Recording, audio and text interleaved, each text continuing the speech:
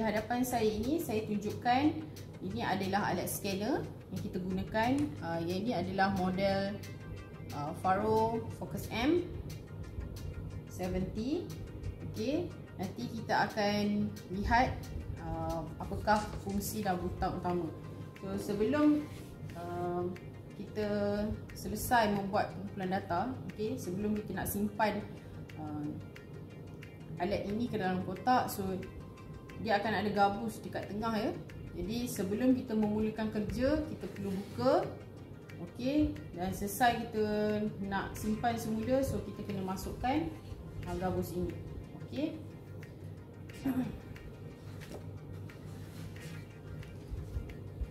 Baiklah. Kemudian kita juga ada dua bateri, okey. Okay, dua bateri, kita ada dua bateri kat sini. Okay.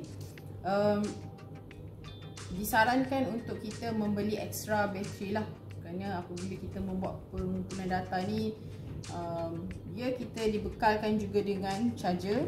Okay. Kita ada charger. Okay, charger. Okay, ini tempat charge bateri. Okay. Tetapi disarankan untuk beli extra supaya apabila kita buat pengumpulan data tu tidak perlu untuk kita berhenti untuk charge. Okey, terutama kalau kerja-kerja yang menyebabkan kawasan yang besar lah. Okey. Kemudian kita juga dibekalkan card reader. Okey. Apabila kita selesai membuat kerja-kerja pengumpulan data, kita perlulah transfer data kita ke dalam laptop. So ini adalah card readernya. Okay. Dia jenis pen drive sahaja, mudah. Okay. Kemudian kita juga ada tempat penyimpanan SD card. Okay.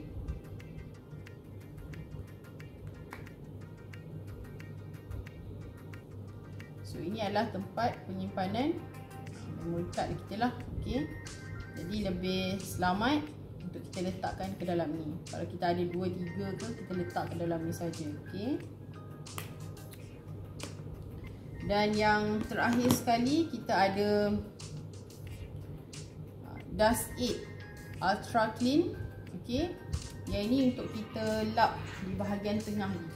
Sebab dia bahagian cermin kan, kita tak nak berhabuk, nanti akan mengganggu lah apabila kita nak buat data collection nanti. So bahagian yang cermin ni, yang habuk ni, kita boleh lap menggunakan liquid inilah. Kita jangan lupakan tripod ni, okey, di mana kita akan letakkan scanner di atas tripod ini. Okey, nanti saya akan tunjukkan ya. Okey, kalau saya tunjukkan kat sini dia ada 3. Kita boleh laraskan tripod ini, okey, mengikut kesesuaian ketinggian alat yang kita hendak pasang. Okey, so begitu saja. Okey.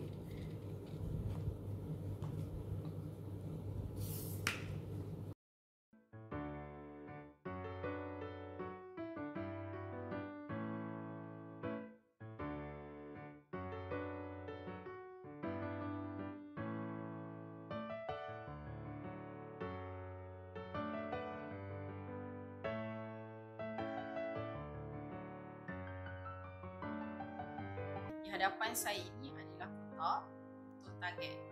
So, kita ada boleh berbagai target lah masa kita membuat pengumpulan data, antaranya sphere, checkerboard. Okay. So sekarang kita cuba unboxing apa yang ada di dalam kotak ini. Okay, tuan-tuan lihat, bulatan ni memang ada 6, tetapi yang ada dalam ni hanya ada 5 sphere saja.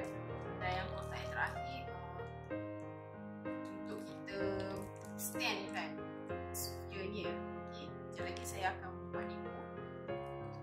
So ini adalah sphere yang kita akan letak semasa kita membuat pengumpulan data. Setiap sphere ini diletakkan dalam plastik ini. Okay. Dan di bawahnya kita akan ada stand. Okay. Dan kita akan pasangkan stand ni adalah stand ni lah. Okay. So ianya akan dilekatkan. Okay. Macam ni, dilekatkan di bawah sphere.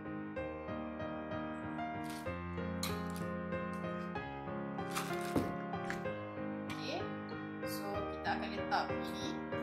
Okay. Dan kita akan lekatkan seperti ini. Okay. So masih make sure bila kita lekatkan ianya stabil lah. Okay. Tak boleh bergerak pilih-pilih. So kita akan susun di tempat dan data kita. Okay. Pastikan apabila tuan-tuan dapat alat ini, sphere ini, make sure kena selepas kita selesai membuat data collection, mesti dah cukup. Jika ada 5 di dalamnya, mesti pastikan akan ada 5 sphere dalam kotak juga dengan stand ini. Okay. Baiklah tuan-tuan dan puan-puan, sekarang ni di hadapan kita ni ada alat scanner. Tadi saya dah terangkan secara ringkas apa yang ada di dalam kotak Faro ini. So untuk kali ini kita akan pergi lebih dekat mengenai fungsi dan butang utama bagi alat ini. Okey. Okey, kita lihat di sini. Okey. Baiklah, saya tunjukkan sedikit. Di atas ini kita akan tekan butang on. Okey, di sini kita akan ada butang on. Okey. Jadi sebelum kita nak tekan butang on, kita perlu pastikan kita ada bateri yang diletakkan dan bateri tersebut cukup. Kalau tak, dia akan sama ada tak boleh buka ataupun dia akan bagi signal lah berapa persen. Okey, sebelum kita on, kita perlu check bateri kita sama ada cukup ataupun tak. Okey, dekat bawah ini tuan-tuan boleh buka bateri dan semak sama ada bateri kita ada ataupun tak ada. So dekat dalam ni kalau tuan-tuan perasan dia akan ada ring Okey, so cara untuk kita kena pasti mana nak masuk dulu. So tuan-tuan lihat kat sini dia ada warna kuning. Okey, so ini adalah petunjuk bahawa warna kuning tersebut yang masuk yang ke dalam. Okey, tekan sampai dengan bunyi tersebut dan kita tutup.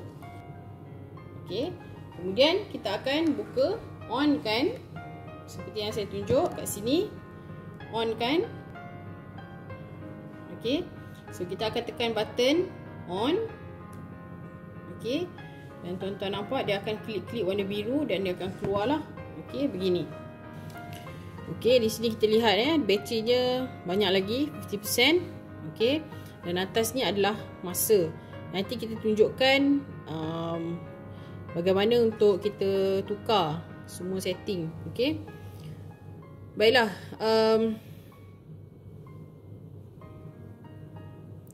di sini terdapat pelbagai butang utama.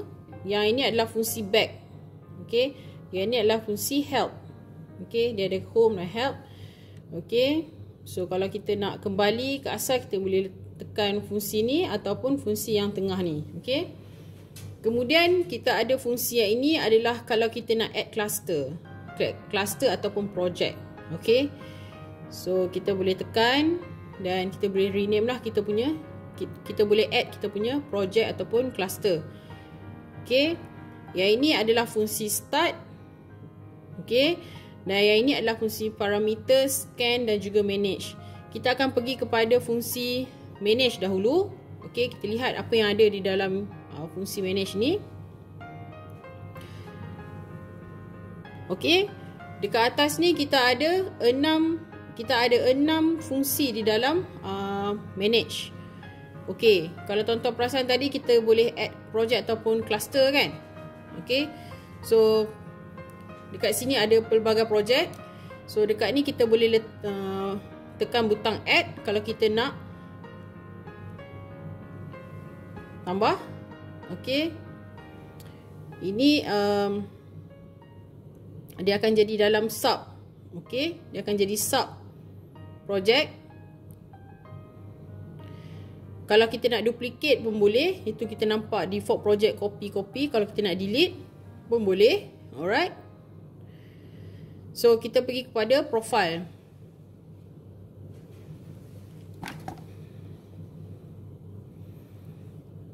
Okay, profile ni adalah salah satu setting yang sangat penting lah. Okay, tuan-tuan perlu mengenal pasti AOI kawasan tuan-tuan. Tuan-tuan nampak dekat sini indoor ada 2, kemudian indoor HDR, outdoor dan juga outdoor HDR serta preview. Kalau tuan-tuan buat scanning di dalam bangunan, ruangan yang tertutup, contohnya dalam bangunan, di dalam gua, okey, tuan-tuan boleh memilih indoor, okey, ataupun indoor HDR. Kalau tuan-tuan buat dekat kawasan yang luar bangunan ke, nak ambil kereta, okey, tuan-tuan boleh menggunakan fungsi outdoor HDR. Okey. So untuk preview pula, preview ni adalah kita gunakan fungsi ini untuk kita tak terus scan. Maksudnya kita nak check dulu, kita nak scan, test scan lah maksudnya. Okey, kita nak check, okey, kita dah scan, dan baru kita start the real scanning. So kita pergi kepada indoor HDR, indoor 10 meters ni, kita tengok apa yang ada dekat dalam fungsi ni. So macam biasa dia akan ada profile name, dia akan ada resolution, okey. So dia akan ada quality, okey. Apa lagi yang kita ada? Dia akan ada scan size, kompas, okey. Kalau tuan-tuan nak perlukan resolution yang lebih baik dan ada image HDR, so tuan-tuan boleh pilih indoor HDR, di mana resolution dan kualitinya lebih baik lah. Kemudian kita ada outdoor dan juga outdoor HDR. Sama juga, dia beza antara dua ni. Okey. Dari segi resolution dan HDR, resolution dan kualiti dia berbeza dengan pilihan yang kedua. Okey. Dan kita juga ada outdoor HDR lah.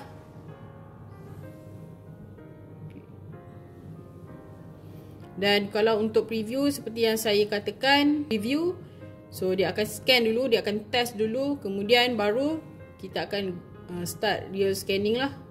Okay.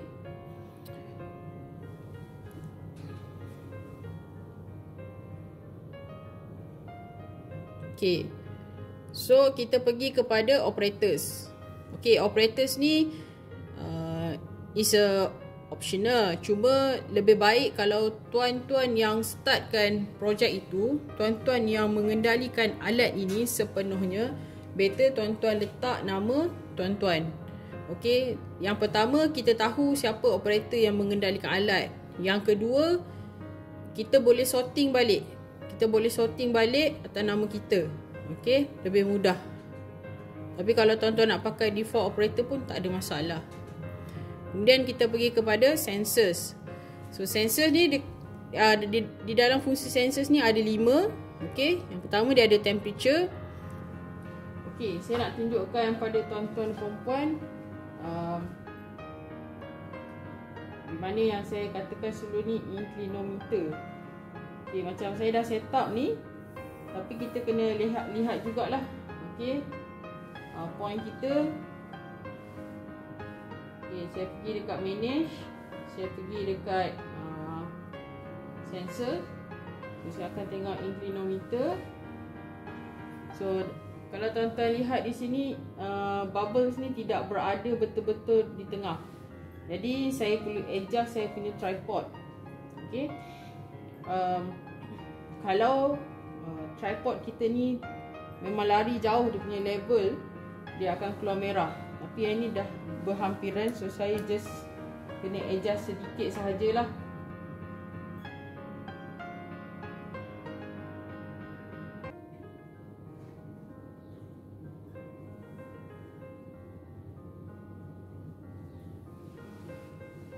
Okey, kita punya bubble pun dah berada di tengah. Jadi ini adalah merupakan indikator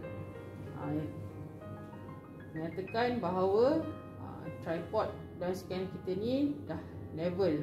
Okey. Kalau kita duduk dekat point GCP dan lagi mudah lah. Tapi ini adalah orang kata indikator yang pertama untuk kita tentukan yang alat kita ni dah level. Okey. Okey, kompas. Yang lain tu kita just GPS dan altimeter. Yang lain tu kita just default saja.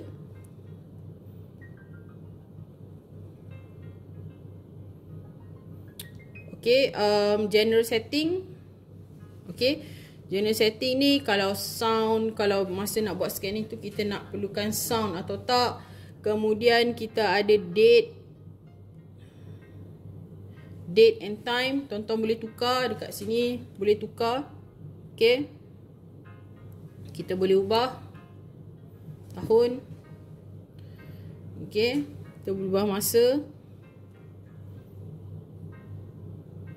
Kemudian kita nak tukar unit. Okey. Dan yang lain tu adalah default saja. Kemudian kita pergi kepada servis. Servis ni tak ada apa yang ni sangat, cuma contoh macam kita punya SD card. Okey, kita perlu make sure apabila kita scanning, kita perlu make sure SD card kita cukup.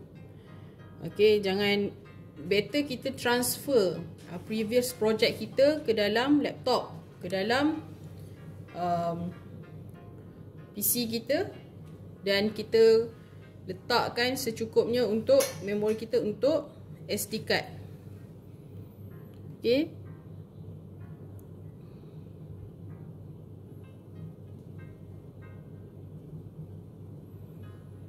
So yang lain-lain adalah macam ni, factory ni untuk biasalah kalau dalam sistem alat kita akan ada factory, kita ada firmware update dan sebagainya. So ini default saja, kita tak ada usik sangat, kita just nak tahu dia punya info saja. Okey, selesai untuk bahagian manage, kita pergi kepada parameters. Okey, parameters ni kita boleh lihat. Kalau kita tadi, kita ingat tak tuan-tuan, dekat dalam manage kita ada bahagian profiles. Kalau kita pilih bahagian profiles, indoor ke outdoor ke, so dekat sini dia akan select lah. Okay, contoh kejap lagi saya tak nak buat outdoor, saya just nak buat preview saja. Okay, kita cuba untuk scan alat ini di dalam kawasan ini. Okay, berapa resolution dia, dia akan bagilah. So kalau macam scan area ni, tuan-tuan boleh pilih sama ada tuan-tuan nak scan ke seluruhan AOI ataupun kita boleh kurangkan. Kita boleh kurangkan kawasan kita lah. So dia akan berubah begini. Okay, contoh saya nak kecil saja. So dia boleh ubah lah. Okay, so kalau scan with color, perlu tak? Kalau untuk preview scan with color, kalau perlu kita boleh select. Tetapi untuk real scanning, kita memang select untuk color lah. Okay, so nanti bila kita nak buat colorizing dalam software, so dia akan bagi color. So yang ini saya default saja. Okay, kalau sebab preview kan, kalau kita pilih HDR, contoh kalau kita pilih indoor HDR, okay, sebab saya di dalam bangunan, so dia akan keluar dekat sini HDR mode lah. Okay, kalau preview tadi kita tak ada HDR, kita tak select pun HDR. Okay, so advanced setting, yang ni saya default saja. So ini adalah bahagian scans. Okay, yang ni adalah previous scanning kita lah, yang kita dah scan kan. So dia akan beri nama. Kalau tuan-tuan nak letak nama yang spesifik, pergi kepada project tadilah dekat manage. Okay, master share ataupun project. Okay,